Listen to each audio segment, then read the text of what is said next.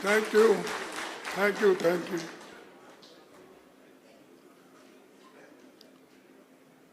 आज के इस मंच पर हमारे नेता, अपोजिशन पार्टी के मुखिया, सबके चाहते श्री राहुल गांधी जी,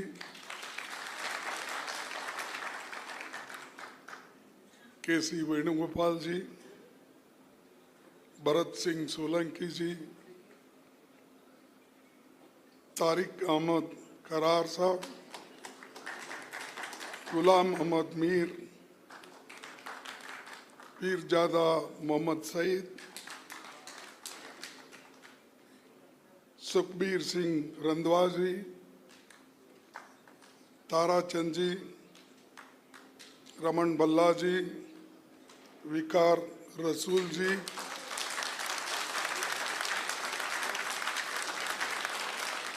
मनोज यादव जी, सचिन राव, एंटोनी और शाहनवाज जी, मंच पर बैठे हमारे सारे नेता, मुखिया और यहाँ पर पधारे हुए मेरे भाइयों, बहनों और मीडिया के मेरे दोस्तों,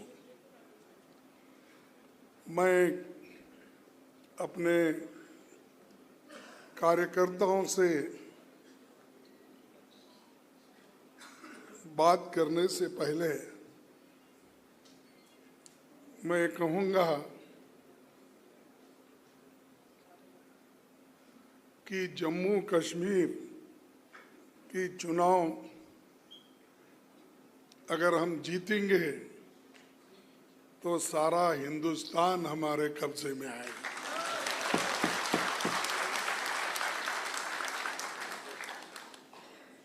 मैं इसलिए कह रहा हूं कि राहुल जी भी उन्होंने स्पष्ट कहा कि मेरा रिश्ता जम्मू कश्मीर से है। वो सिर्फ चाहना या नहीं चाहना नहीं, मेरा खून का रिश्ता है जम्मू कश्मीर। तो इसीलिए हमारी अपेक्षा है कि जम्मू कश्मीर इस आने वाले चुनाव में जरूर हमारे साथ देगा। पूरी आपको ताकत लगानी पड़ेगी और ये चुनाव यहाँ पर तो 3 चरण का चुनाव हो रहा है। ये बीजेपी हमेशा तय करती है कि किस जगह से इलेक्शन शुरू करना, किस ढंग से अपने लोगों को चुन के लाना, और उनका सारा गुस्सा कांग्रेस के ऊपर है, दूसरे पार्टियों के ऊपर नहीं है, क्योंकि दूसरे पार्टियां लड़ते ही नहीं और लड़ने वाला एक ही बहादुर शख्स है, वो राहुल गांधी जी। तो इसीलिए डरने वालों का साथ मत दो। जो डरते हैं वो मरते हैं, और जो तुम्हारे साथ रहेंगे, हम लोग, हमारी पार्टी आपके साथ है और साथ रहेगी। ये नहीं कि सिर्फ हमारे को वोट के लिए आप चाहिए, हमें इस देश को बचाने के लिए आपके वोट चाहिए, और आपके यहाँ के कल्चर को बचाने के लिए, यहाँ के लोगों के हकूक को बचाने के लिए, और यहाँ के लोगों के स्वाभिमान को बचाने के लिए ये वोट, ये चुनाव की जरूरी है। तो भाइयों, मैं आपसे यही उम्मीद करता हूँ कि ये जो चुनाव बहुत इम्पोर्टेंट है, और मैं यहाँ पर आया था 1972 में, जब मैं चुन के आया पहली बार, तो यहाँ पर गुलबर्ग में देखने आया था उस वक्त। तो पहला इलेक्शन था तो सब लोग टूर पे आए थे, तो उस वक्त कश्मीर को विजिट करा था। उसके बाद फिर मिनिस्टर होके पीर पंजाल और वैष्णव देवी वो रेलवे भी हमने यूपीए गवर्नमेंट में बना के दी। चाहे वो अपने मोदी जी कितना भी क्रेडिट लेने दो, वो सिर्फ बात बहुत करते हैं, काम नहीं करते। हमने काम करके दिखाया, सोनिया गांधी जी ने काम करके दिखाया, यूपीए गवर्नमेंट ने काम करके दिखाया। मनमोहन सिंह जी कम बोलते थे, ज्यादा काम करते थे, लेकिन ये बहुत बोलते हैं, काम कुछ नहीं करते, कम करते नहीं, कुछ नहीं करते।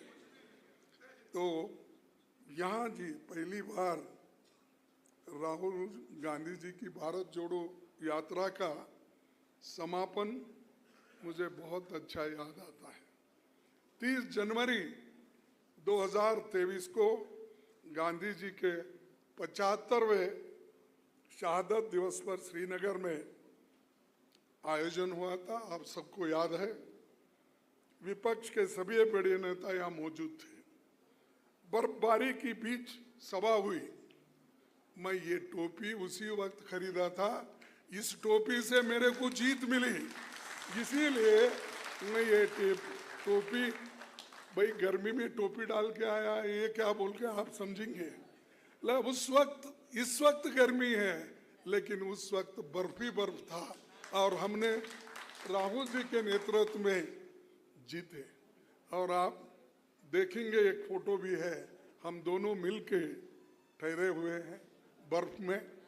तो इसीलिए जो भारत जोड़ो की यात्रा खत्म हो गई, वो कश्मीर में बर्फ के साथ। और दूसरी चीज, ये श्रीनगर में आयोजन के बाद फिर राहुल गांधी जी मणिपुर से अपना महाराष्ट्र तक, मुंबई तक अपनी यात्रा की। जिस मणिपुर में वो खुद गए, प्रचार करे, लोगों से मिले, पादयात्रा किए, उसके बाद मुंबई में उसका वो कार्यक्रम खत्म हुआ। हिंदुस्तान में एक ही व्यक्ति है जो मणिपुर विजिट करके वहाँ के महिलाओं का, वहाँ के बच्चों का, वहाँ के लोगों का, वो जो लोग घर बार सब जिनका लुट गया था, जल गए थे, उनको अगर कोई मिला, वो राहुल गांधी जी ने मिला। मोदी आज तक नहीं गया डर के। सुने नहीं, सुने आप मोदी जी गए थे वहां? नहीं, क्यों नहीं गए? डर गए। तो ये मोदी का असल अवतार है। और चुपी बोलते रहता, मेरी 56 इंच की छाती है, वो है, फलाना है, और 400 पार की आंकड़े लेके आया था, 200 पे सिमट गया। हाँ? और उस व्यक्ति की घमंड टूट गई। और आज, पहले तो ऐसा वैसा ऊपर ही देखता था, नीचे नहीं देखता था। अब देखिए आप ऐसा ऐसा करते रहते। तो मैं इसलिए बता रहा हूं, घमंड नहीं करना। घमंड तोड़ने वाले, डेमोक्रेसी में घमंड को तोड़ने वाले जनता है। तुम कितना भी करो। इसीलिए मैं अभी हमारे इन्होंने अध्यक्ष जी ने बहुत शेर शायरी की, ये मुशायरा ही समझा था मैं। उनका जब भाषण शुरू हुआ तो मैं समझा भाई बड़ा मुझमें मुशायरा भी है क्या, समझा, तो स्वागत की। सर मैं एक ही बात बोलूंगा, मंजिल बहुत दूर है, रास्ता बड़ा कठिन है। मंजिल बहुत दूर है, रास्ता बड़ा कठिन है, फिर भी हमें पहुंचना है। दिल मिले या न मिले, कम से कम हाथ मिला के तो चलना है।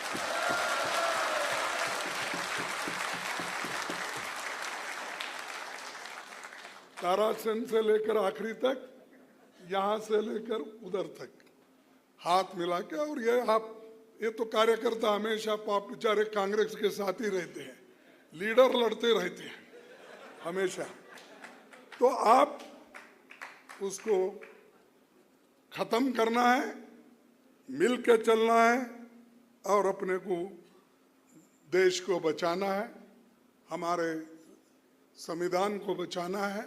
ये काम बड़ा इम्पोर्टेंट है। एक दिन एक कश्मीर के ही बहुत बड़े नेता मान जाते थे, एक नेता, मैं नाम नहीं बोलता, मैं बोला साहब हमेशा आप लोग ऐसी टोपी डाल के दिल्ली में फिरते थे, लेकिन आजकल नहीं दिख रहा क्या? क्यों नहीं दिख रहा? नहीं, मैं किसी का मजाक नहीं उड़ा रहा, पूछा हूँ तुम लोग क्यों टोपियां नहीं दिख रहे ज्यादा? उसने बोला क्या करना साले, ये बीजेपी के लोग आ गए और कहीं भी गए तो हमारी तरफ ही देखते। बोले अरे आप तो लीडर है, आप क्यों डर रहे हो? टोपी ये तो तुम्हारी शान है और यहाँ की इज्जत है।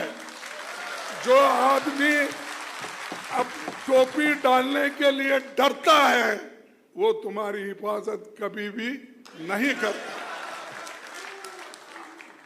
तो दोस्तों, मैं ये क्यों इसलिए बोल रहा हूं कि नुमाइंदगी करने वाले भी ऐसे भी हैं, दिखाने के लिए अच्छे हैं, देखने के लिए भी अच्छे हैं, पहनावा भी बहुत अच्छे करते हैं, लेकिन जब टकराव की बात आती है, लड़ने की बात आती है, वो उसको एकदम पीछे हट जाते हैं और दूसरों को सामने। और ऐसे जोर से पुकारने वालों में भी बहुत से लोग हैं, राहुल जी आप आगे बढ़ो, तुम पीछे रहते हो। अरे साथ में रहो ना, हम साथ में रहेंगे। बोलो, मैं बहुत जगह देखा है, राहुल जी आप आगे बढ़ो, हाँ साथ रहो, पीछे मत रहो, क्योंकि ये तुम पीछे रहे, तुम पीछे से हमको ढकलेंगे, क्या करें मालूम नहीं होता। तो इसलिए आपको मैं यही कहूँगा कि ये चुनाव बहुत इम्पोर्टेंट है और मुझे आशा है कम से कम हम लोग 40-45 सीट तो जीतने का, हमको जीतने का एक सर्वे मिला है और वो सर्वे ये कहता है सबसे ज्यादा अगर किस पार्टी के तरफ रुझान है तो वो कांग्रेस के तरफ रुझान है। और ये भी हमको मिला कि कौन पॉपुलर लीडर इस जम्मू एंड कश्मीर में है, वो राहुल गांधी जी है। ये आप लोगों ने बताया, मैं इसलिए नहीं बोल रहा हूं, मेरे सामने है, उनको खुश करने के लिए। मुझे कुछ होना नहीं, देना नहीं, मैं जो कुछ है देते ही जा रहा हूं, मैं लेने का सवाल नहीं। तो क्यों इसलिए बोल रहा हूं कि जो पॉपुलर लीडर है उसके पीछे जम्मू एंड कश्मीर है और आज वो पूरा अपना जीवन, अपना यूथ पूरा देश के लिए समर्पित किया। और भाइयों, दूसरी बात यह है कि बहुत से वायदे हमारे मोदी ने किया होगा। अभी भी एक एक फोटो वहाँ यहाँ है जहाँ सरकारी कामों के पॉलिसी के लगा के फिर रहे हैं, लेकिन अब ज़्यादा इधर नहीं आ रहे, पहले आते थे। और यहाँ के लेफ्टिनेंट गवर्नर वो ये जो भी उनके चेले चपाटे हैं, तो वो लोग भी बहुत यहाँ पर कानून छोड़ के काम करते हैं और लोगों को डराते हैं और संविधान को तोड़कर काम करते हैं।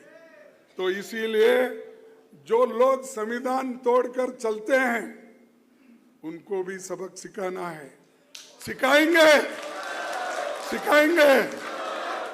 तो भाइयों, उनको भी सबक सिखाना है, झूठ बोलने वालों को भी, क्योंकि मोदी जी तो जितना झूठ बोलते हैं उसकी कोई हद नहीं। मैं तो हमेशा बोलता हूं उनको, ये तो झूठ का सरदार है, ये झूठों का सरदार है, तो इसी के ऊपर भरोसा मत करो। अगर भरोसा करके जीने का सीखेंगे तो आप खत्म हो जाएंगे। अगर कोई इस देश को बचाएगा वो सिर्फ कांग्रेस पार्टी बचाएगी और कोई नहीं। और मैं आगे आपको कहूंगा कि आपके हकूक के लिए राहुल गांधी जी लड़ेंगे, हम लड़ेंगे, हमारे साथियां पूरे लोग लड़ेंगे।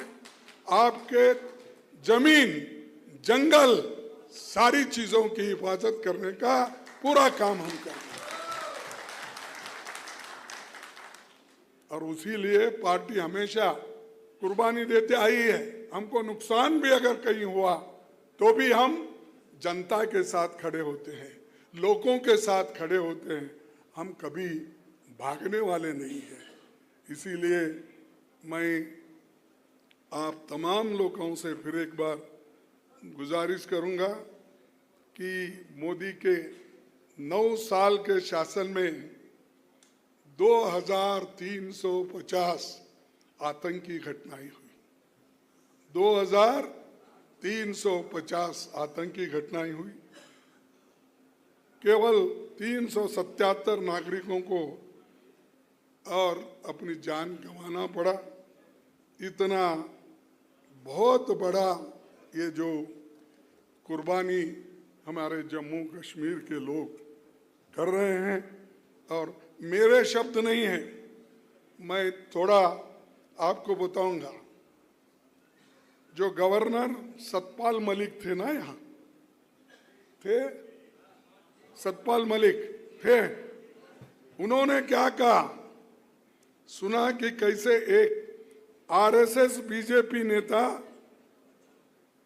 जो जम्मू कश्मीर के इंचार्ज थे, उन्होंने उस दौरान मोदी साहब के करीबी मित्र की कुछ फाइलें क्लियर करने के लिए करोड़ों रुपए की घूस का ऑफर दिया था। इसका खुलासा खुद गवर्नर साहब ने किया, पर सीबीआई जांच अभी नहीं हो रही। अरे तुम्हारा गवर्नर कहता है और तुम उसकी जांच नहीं करते हो। और कोई पार्टी अगर डेमोक्रेसी बचाने के लिए काम करती है तो आप उसके लोगों को ईडी में डालते हो, सीबीआई में डालते हो, सीईसी में डालते हो, इनकम टैक्स की धाड़ लगाते हो। अरे तुम्हारे चोर तो तुम्हारे बगल में बैठे हैं और चोर को ढूंढ रहे बाहर। तो ये है, ये हमेशा इनका ऐसा ही होता, मुख में राम बगल में छुरी। तो ये करते फिरते हैं, फिरने दो। मैं ज्यादा आपका वक्त नहीं लेना चाहता हूं। चंद बातें जो पंडित जवाहरलाल नेहरू जी ने कही थी, उन बातों को आपको याद दिलाकर मेरे और भाषण को समाप्त करता हूं, क्योंकि बची कुछ बातें जम्मू में भी बताऊंगा, लेकिन यहाँ बताना जो जरूरी था वो मैंने बताया।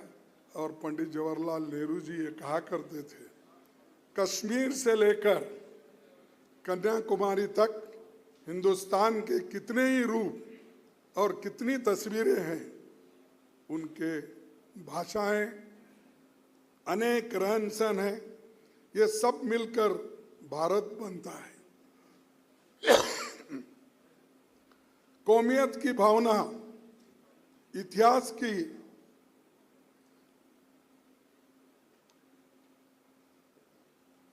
मैं फिर एक बार शुरू करता हूं।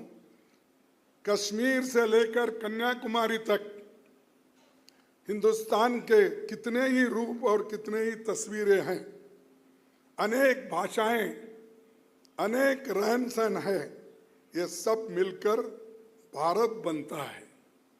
कौमियत की भावना इतिहास की पुकार है, कौमियत की भावना इतिहास की पुकार है, यही हमें सबसे मजबूती देगी। ये पंडित जवाहरलाल नेहरू जी उस वक्त की। अब भाई यूनिटी इन डाइवर्सिटी, अनेकता है, एकता उसी में है। लेकिन यहाँ मोदी जी तोड़ फोड़ सब करके उस पार्टियों को भी तोड़ते हैं, लोगों को तोड़ते हैं, धर्म को तोड़ते हैं, सबको तोड़ने का काम करते हैं। लेकिन कभी हमारे राज्य में, कांग्रेस में ये कभी नहीं हुआ और हम होने भी नहीं देंगे। ये हमारा वादा है। और हम लड़ते हैं एक आइडियोलॉजी पे। बहुत बार यहाँ एक बार कोई आए थे नेता बीजेपी के, वो बार बार वही बोलते थे, जिस जगह राहुल जी ने खुद झंडा ही नहीं फहराया बल्कि बर्फ में ठहर कर अपनी बातें इंडिया गठबंधन के सब लोगों को और आपको भी उन्होंने बताया। अरे ये हिम्मत कांग्रेस में है, इसको तोड़ नहीं सकता, हमारे को कमजोर कोई नहीं कर सकता और हम कमजोर होने वालों में से भी नहीं हैं। तो दोस्तों, मैं आखिरी में आपको एक संदेश देना चाहता हूं। मैं तो हमारे जो अध्यक्ष हैं उनके जैसा तो शेर शायरी करने नहीं जाता हूं, मैं जरा आपको लड़ने का सिखाता हूं और एक दूसरे को मिलने का सिखाता हूं और एक दूसरे से मिल के कैसा काम कर सकते कांग्रेस पार्टी में, वो मैं आपको कहूंगा और मेरे बात को खत्म करूंगा। लड़ नहीं सकते तो बोलो। नहीं, मैं आपको बोलो नहीं बोला, ऐसा शायरी में बोला है। लड़ नहीं सकते तो बोलो, यानी आपको लड़ना नहीं आता तो कम से कम बोलो। बोल नहीं सकते तो लिखो, जो बोलते नहीं कम से कम लिखो, पेपर में लिखो, उसमें लिखो, आर्टिकल लिखो, किताब लिखो। देश लिख नहीं सकते तो साथ दो, साथ नहीं दे सकते तो काम करने वालों को मनोबल बढ़ाओ। साथ अगर नहीं दे सकते हैं, आप ही करना। किधर गए हमारे नेता प्रेसिडेंट साहब? हाँ, देखिए आपको ही बोल रहा हूं मैं, अपने दोस्तों को बोली ही है। कोई यदि साथ नहीं दे सकते तो काम करने वालों का मनोबल बढ़ाओ। यदि वो भी नहीं कर सकते तो जो कर रहे हैं उनका मनोबल मत तोड़ो।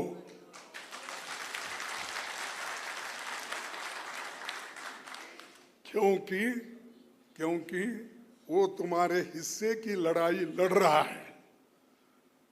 यदि वो भी नहीं कर सकते तो जो कर रहे हैं उनका मनोबल मत तोड़ो, क्योंकि वो तुम्हारे हिस्से की लड़ाई लड़ रहा है। हमारा कार्यकर्ता तुम्हारी हिस्से की लड़ाई लड़ रहा है, इसीलिए हमारे लीडरों को मैं यही कहूंगा इस मंच से कि आप एक होकर मजबूती के साथ लड़ो।